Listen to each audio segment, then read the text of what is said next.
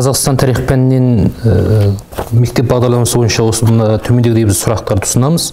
Және ол сұрақтардың дұрыс жауабымен жалпы келетін дистрактор бойынша арнайы түсініктеме беріледі. Ең бірінші Қазақстан тарихынан келетін бір сұрақты мысал ретінде алсақ, 15 ғасырда қазақ хандығы мен сыр бойындағы қалалар үшін соғысқандар.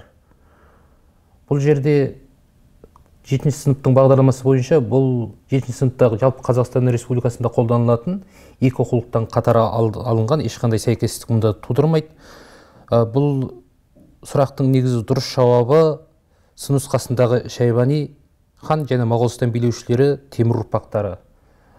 15 ғасырда қазақ хандығы құрылғаннан кейін осы сыр бойында қалалардың өзіне қарату үшін көбінесе осы 30 жыл бойы Шайбани хандығымен соғысқан. Ол кезде Әбілқайыр Шайбанидің немересі Мұхаммед Шайбанимен соғысқан.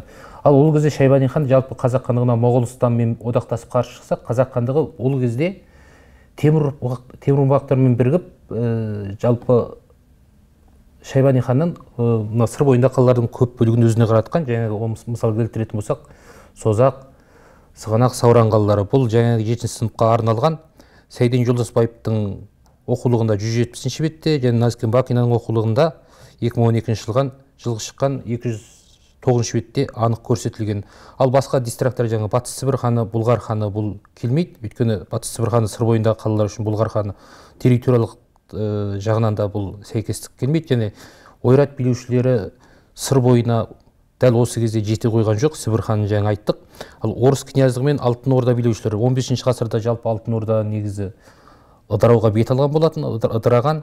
Және орыс князьдары сыр бойында қалалар үшін 15 ғасырда ешқандай мемлекетпен де тартысқа түскен жоқ. Ал Иран шахы, ауған билеушілері, түрік сұлтандары бұл Сырдарияға территориялық жағынан өте алыс болып кетті. Ешқандай тарихта бұл мемлекеттің билеушілері сыр бойына ықпал етті деген мәлімет кездеспейді.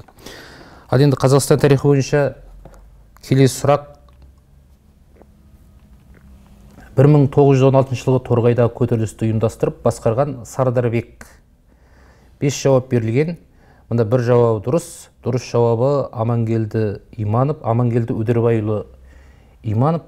Бұл орта мектептің 9 сыныпқа арналған оқулықтарында және бағдарламасында қамтылған. Бүркітбай Ағаның басшылығымен жазған оқулықтың 12 бетінде және Манаш Қозыбаев бастаған тарихшылардың жазған оқулығының 2013 жылы шыққан мектеп баспасындағы 20 бетте анық көрсетілген.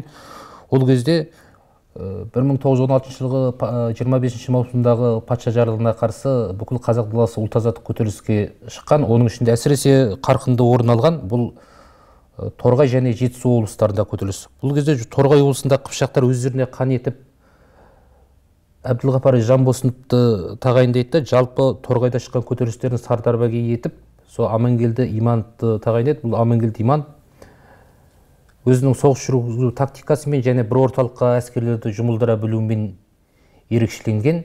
Бірақ та енді бұл көтеріліс аяғында өз нәтижесіне толық жетпейді деп айтыламыз. Енді Қазақстан тарихына бұл сұрақтардың барлығы жаңағы талапқа сай. Жаңағы дистракттан айта кетсек, Бекболат Әшекеев ол Жетісу облысында ұлт-азаттық қозғалыстың жетекшісі болған және Верный уезінің Жайымтал болысында хан болған. Ақкөз Қосановта және Меркі болысында ұлт-азаттық көтерілісті басқарған. Ал Жәменке Мәмбетов пен Ұзақ Саурықов ол Жетісу облысындағы Қарқара уезіндегі ұлт-азаттық көтерілістің қолбасшылары болған. Сондықтан басқа жауаптары мұнда дұрыс жауапқа сай келмейді.